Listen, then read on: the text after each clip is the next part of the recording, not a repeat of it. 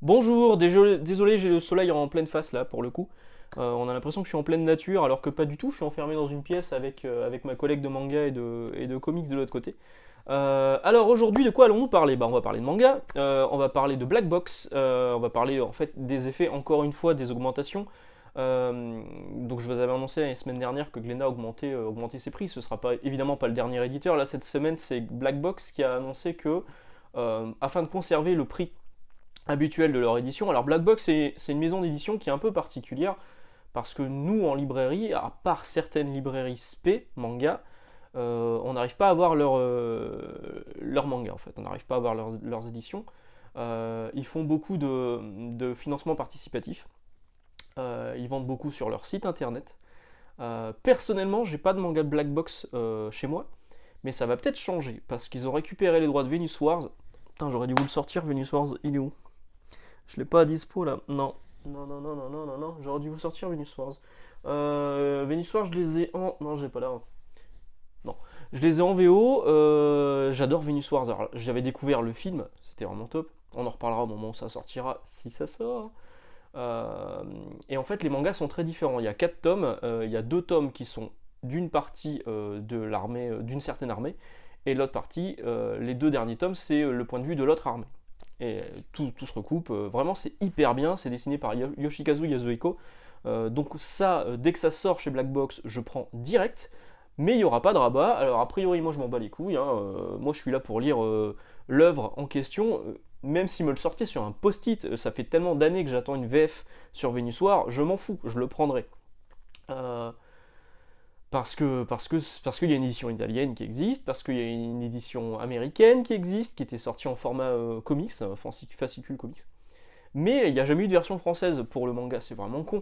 Alors du coup, ils ont annoncé que, afin de conserver les coups, je vais vous montrer sur un truc. Afin de conserver le prix habituel de leur collection, de leur manga, ils allaient sacrifier les rabats. Donc les rabats, hop, c'est ça. Les rabats. Donc là, il n'y a pas de surcouverture. On en parle après de Noritaka. Il n'y a pas de surcouverture, donc en fait, ça va être juste un truc cartonné. Il n'y aura pas de rabat qui peut servir parfois de marque-page. Moi, je m'en sers de marque-page. Euh, donc ils vont supprimer ça. Bon, ok, si c'est pour conserver le prix, moi ça me va, d'autant que ça sert pas à grand chose finalement les rabats, même si effectivement on préfère toujours pour le manga avoir une édition très fidèle à ce qui se fait, au Japon. Un truc comme ce Shigaime avec une couverture comme ça, une surjaquette comme on dit. Mais ce sera pas le cas, c'est pas grave. Franchement, moi j'ai connu les mangas chez Glénat, les Dragon Ball en kiosque, le truc c'était un demi tome à chaque fois et ça coûtait 18 balles. J'ai connu Video Girl Eye, enfin le sens de lecture français, le sens de lecture. Enfin bref, on a eu tellement de choses sur le manga, le fait qu'ils enlèvent des rabats pour conserver un prix correct, franchement ça me choque pas. Donc voilà, ça ce sera pour Black Box édition. Chez Glénat, donc on a parlé un petit peu de Glénat la semaine dernière, on va continuer à en parler un petit peu. Il y a Shujin X qui arrive bientôt. En librairie, on a reçu des extraits du chapitre 1, enfin le chapitre 1, à offrir aux clients, mais en fait, on ne peut pas l'offrir aux clients, parce qu'il y a un problème d'impression. C'est-à-dire que le problème d'impression, c'est qu'au lieu de mettre le sens de lecture japonais sur le sens de lecture original sur l'extrait, l'imprimeur s'est planté et a mis le sens de lecture français. Ah, dommage. Donc du coup, bah, ça, vous l'aurez pas tout de suite. Ça va revenir. Hein, ça va revenir dans le bon sens de lecture. On espère avant la sortie, sinon c'est con, ça sert à rien. Donc ça, c'est pour Glénat. Qu'est-ce que je voulais vous parler aussi de Glénat? Ouais, alors Glénat, ils ont aussi des problèmes d'impression avec Dragon Ball Super. Le tome 19 est reporté au 2 novembre. Ça devait sortir là, normalement la semaine prochaine, je crois. Dragon Ball Super, ça vaut ce que ça vaut. Moi, je continue d'acheter parce que je lis Dragon Ball depuis des années et que je suis bête et discipliné, je lis Dragon Ball. Même si, clairement, Dragon Ball Super, il y a un arc qui est sympa. Celui avec Goku Black. Et tout le reste, c'est très moyen, voire très mauvais. Voilà. Moro, ça passait encore, mais la fin, elle était très décevante. Donc là, on parlait de Glénat, on va parler de Crunchyroll, suite de l'affaire Crunchyroll. Donc là, ça y est, le site est en ligne, le site pour avoir les jaquettes gratos, vous savez, le changement de jaquette entre Kazé et Crunchyroll. Donc vous pouvez faire vos demandes, sur le site c'est écrit n'abusez pas, pensez à l'écologie. Pensez à l'écologie, mais fallait pas faire ça, c'est tout. C'est tout, il y a juste le logo qui change. Alors ils ont entendu hein, quand même sur les dos noirs, Dan Dadan aura un dos noir, mais les mangas de chez... comme d'hab, j'ai pas préparé, si j'en ai un là. En fait, les kaiju, ils vont garder un petit peu, ils vont pas avoir un gros dos noir dégueulasse là, il y aura toujours un truc, l'illustration sera toujours entière, vous voyez, comme là on voit, mais il y aura quand même un petit carré avec un dessin, et il y aura le logo Crunchyroll en haut à la place de Kazé. Sincèrement, ne le faites pas, ne demandez pas les jaquettes juste pour avoir écrit Crunchyroll en haut de votre truc. Franchement, ça sert à rien. Écologiquement, c'est une catastrophe. Et puis, on voit déjà des gens qui râlent que Crunchyroll, au début, avait dit vous pourrez échanger chez vos libraires. J'en ai vu un râler disant ouais, les libraires sur leur métier, limite, ils ont que ça à foutre. Non. On est sur une période compliquée, hein. On approche des fêtes de fin d'année, il y a de plus en plus de gros titres qui sortent. Dandadan la semaine prochaine, évidemment. Il y a Senseiya qui est sorti aujourd'hui. Enfin, qui est sorti vendredi, donc hier, au moment où j'enregistre. Ouais. Et non, on a autre chose à faire et c'est pas à nous de gérer le SAV de chez Crunchyroll du coup. C'est leur décision, c'est eux qui se démerdent. Ils ont fait le site, vous voulez faire la demande, vous la faites. Moi je vous conseille de pas la faire, moi je la ferai pas, sincèrement. En plus de ça, ils mettent si vous commandez plusieurs jaquettes, on peut faire des envois séparés. Ok. Ils vont renflouer la poste en fait. C'est bien, c'est bien. Donc non, non, ne le faites pas si vraiment, vraiment, ça vous fait chier. Bah, ok, mais si vous avez possibilité de pas le faire, ça sert pas à grand chose. À mon avis, ça sert pas à grand chose d'avoir cette continuité. Regardez-moi derrière, il n'y a rien qui suit. Est-ce que j'ai l'air malheureux? Non. Voilà, ça c'est pour la suite de l'affaire Crunchyroll. Le site est ouvert, allez y faire un tour, vous verrez bien. Sinon, je vous parlais de Senseiya il y a 2 secondes, donc là au début je comptais peut-être le prendre. Je me suis dit je vais le feuilleter en librairie, on va bien voir. Albator, du même Jérôme Alquier, qui était sorti il y a quelques années, ne m'avait pas plu. Je me suis dit bon bah là c'est Senseiya, j'aime beaucoup Senseiya, ils sont là derrière, on les voit peut-être pas très bien, ils sont là derrière, j'ai les Senseiya première édition chez Kana, First Printing, chez Kana, pas les grandes. Et donc on a reçu les collectors, on a reçu les normaux. Les collectors, j'en ai déjà plus, c'est parti assez vite. Et sans doute pour être vendu sur Vinted. Et je l'ai feuilleté, et non, toujours pas, toujours pas, toujours pas. Alors autant l'année dernière, le Goldorak qui était fait par des Français, le style graphique me plaisait pas mal parce qu'il était assez proche du comics. Enfin, oui, j'ai dit comics, j'ai pas dit manga. C'était un espèce de mix entre le genre franco-belge et le genre comics au niveau du trait. Et je trouvais que ça collait bien. Enfin, il y avait une vraie unité graphique, alors que là, on a l'impression que Jérôme Alquier a voulu faire une imitation de ce qui se faisait sur l'anime Senseiya, donc on est quand même très loin du style de Kurumada, ce qui est pas plus mal, parce que Kurumada, c'est pas non plus un foudre de guerre au niveau du dessin, on peut même dire que c'est pas un très très bon dessinateur, mais Senseiya, ça reste culte. Donc il a voulu coller au style de l'anime, très bien, sauf que et sans vouloir fâcher qui que ce soit, moi j'ai l'impression d'avoir lu, enfin je l'ai rapidement feuilleté quand même, d'avoir vu euh, un truc qu'on vendra en convention par des amateurs. Ce qui est pas une insulte, hein. Attention, il y a des trucs faits par des amateurs qui sont très bien faits, qui sont vraiment excellents, qu'on peut acheter en convention. Et ben là c'est un peu ça, sauf que ça sort en quantité astronomique. Et on en fait énormément de bruit autour. Et moi, je trouve que, franchement, sur ce que j'ai vu, moi, ça ne me plaît pas. Les couleurs, je les aime pas. Le trait, il y a des moments, je trouve ça un peu maladroit. Et surtout, c'est un manga, mais alors, au niveau de la mise en page et des bulles de personnages, en fait, c'est pas des bulles, c'est des gros carrés. Voilà, c'est des gros carrés tout le temps. Et c'est un des traits qui ne me plaît pas dans le franco-belge, c'est les mises en page qui sont souvent très scolaires, on va dire, et les bulles qui sont carrées et qui souvent proposent plus de texte que de dessin, et moi ça me saoule dans le franco-belge. Et là je retrouve ça dans le Senseiya de Jérôme Alquier. Alors peut-être que vous y trouverez votre affaire, sachez juste qu'il y aura 5 tomes, je crois, 3 ou 5. Je crois que c'est 5. Euh, Moi je fais l'impasse. Moi je fais l'impasse, c'est clair. M'intéresse pas. Ce que j'ai lu cette semaine plutôt que lire Senseiya, c'est Shigaime qui sort là la semaine prochaine chez Mangetsu. Donc là je l'ai eu voilà, parce que je travaille en librairie.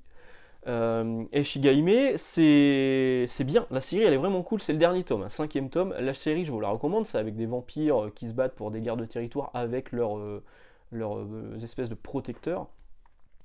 Mais la fin, alors il y a quand même des scènes qui sont très très très très cool dans ce tome 5. La scène de l'école, elle est vraiment bien. Mais la fin, je l'ai trouvée un peu précipitée. En fait, quand on lisait Shigaime, on avait l'impression qu'il allait y avoir un moment une guerre entre les différentes sœurs, les différentes factions de vampires. Et finalement, est-ce que la fin, l'éditeur au Japon a dit bon bah écoute, on arrête là, et lui a dû trouver une fin, l'auteur qui est Hirohisa Sato, euh, euh, a peut-être dû trouver une fin précipitée, et du coup on nous fait le coup de quelques années plus tard, et boum, on voit ce qui se passe. J'ai trouvé ça dommage, j'ai trouvé ça dommage. Maintenant, ça reste hyper beau. Vraiment, le trait il est impeccable, il est très très cool. C'est gore, hein, ça faut y aller. C'est d'ailleurs bien précisé derrière que c'est pour public averti, voilà, pour public averti. C'est gore, il y a de la nudité. Donc c'est une bonne série globalement sur 5 tomes. La fin est un peu décevante, mais le voyage, la finalité est ce qu'elle est. Mais le voyage est tellement cool que bah, je vous recommande fortement Shigami, vraiment, je trouve ça vraiment cool. Euh, et je suis curieux de voir la suite, enfin la prochaine série de l'auteur, qui s'appellera Mover Parasite, et qui sortira, ou Parasite, on dit comme on veut, qui paraîtra en 2023 chez Mangetsu, toujours chez le même éditeur. Voilà. Donc j'ai lu ça cette semaine. J'ai lu Baki, donc les tomes 1 à 4. Alors nous en librairie, on a quand même on est un petit peu fâché parfois avec Meian, parce que on a souvent l'impression que Meian, alors pareil, ils sont parfois financés sur Ulule, etc. Ils font un système d'abonnement, c'est le cas sur Kingdom. Et Meian n'est pas distribué par les grosses boîtes de distribution classiques, style Hachette, MDS, Interforum, etc. etc. Euh, non, ils ont leur propre distrib, à savoir OSP. OSP. Ouais, c'est ça. Euh, et du coup, pour les avoir, nous, en librairie, c'est une galère, parce qu'il faut un certain nombre de quantités pour recevoir ce qu'on appelle le franco. Et du coup, c'est un peu une galère. Les Baki, nous, on les a reçus en retard. On a reçu aussi Karakuri Circus un peu en retard. Mais bon, il y a peut-être, on a sans doute merdé aussi au moment des commandes. En tout cas, là, on les a reçus. Donc du coup, je les ai lus, parce que j'avais pas lu Baki à l'époque, qui était... alors, je sais plus comment s'appelait Baki, qui était édité chez un autre éditeur, et qui est en rupture depuis des années. Mais c'était la suite de la série principale, Baki the Grappler, qui jusque-là était inédite en français, à ma connaissance. Voilà, je peux aussi dire des conneries. Donc Baki, là, c'est arrivé en 4 tomes d'un coup. Alors 4 tomes d'un coup, très bien. Ils sortent 4 tomes d'un coup au mois de décembre, le 23 décembre, au dernier office, de la merde, fait chier. Enfin, en décembre, on a énormément de taf, alors recevoir beaucoup de trucs, le dernier office, le 23 décembre, on souhaite qu'il n'y ait pas grand-chose. Et puis, en plus de ça, sortir ça juste avant Noël, on loupe quand même une grosse partie des ventes. Et ben là, des ventes. Et du coup, là, non, ça sort 4 tomes d'un coup le 23 décembre, fait chier. Donc là, il y a eu les 4 premiers tomes sont dispo. Ça, c'est le quatrième, j'ai déjà lu les 3 premiers. Bon, je comprends que ça plaise. C'est vraiment hyper dynamique.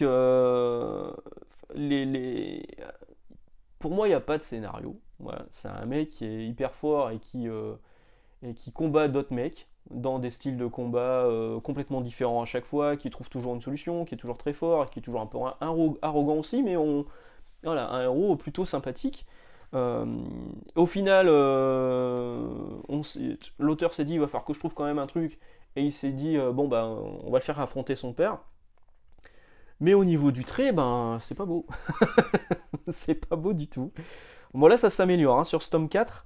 Mais il y a des moments sur les muscles qui sont un peu hypertrophiés, euh, des effets aussi un peu chelous sur les visages. Alors moi je trouve pas ça très joli, mais franchement, je passe un bon moment de lecture. C'est des gros tomes, mais ça se dévore. Donc je vais quand même recommander Baki. C'est plutôt bien. Maintenant, j'ai quand même eu l'impression. On voit quand même, bon alors là on voit le dos qui est quand même assez costaud. Hein.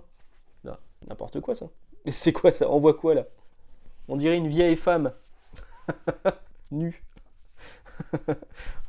Et là, cet effet, c'est quoi ça? C'est tout tordu. Mais à côté de ça, il y a des planches qui sont beaucoup plus belles et beaucoup plus dynamiques, voilà. Un truc vraiment cool, quoi. Voilà, donc Baki, c'est bien. Mais si je devais choisir un manga de combat où c'est un mec qui se castagne, pardon, contre d'autres gars beaucoup plus forts que lui, tout en arrivant à s'en sortir, je vous conseillerais plus Noritaka. Noritaka, c'est beau. Noritaka, c'est drôle. Noritaka, il y a des couilles qui dépassent tout le temps. Donc ça, c'est drôle. Noritaka, c'est édité chez Glénat. Malheureusement, c'est édité en sens de lecture français. Ils n'ont jamais réédité en sens de lecture japonais. C'était l'époque où on effaçait les onomatopées japonaises pour mettre un gros truc. On dirait que ça a été fait avec un blanco, hein, c'est un marqueur blanc, puis qu'on a rajouté une onomatopée classique dessus. Donc c'est vraiment dommage, l'édition elle est pas à la hauteur de l'œuvre, parce que franchement, ça, Noritaka, c'est culte, hein. Ça, vous l'avez dans votre collection, c'est preuve de bon goût, mais carrément quoi. Noritaka, c'est hyper drôle. Donc Noritaka, c'est l'œuvre de... je vais y arriver. C'est Hideo Murata au scénario, je crois que c'est la seule œuvre de Murata qui a été éditée en France, et Takashi Amori au dessin. Alors Takashi Amori, il a fait donc 18 tomes de Noritaka en VF édité chez Glénat. Glénat a édité quelques années plus tard, donc là on était sur 94, je crois que c'est 94, vérifions. Alors 91 pour la version originale, 96 chez Glénat.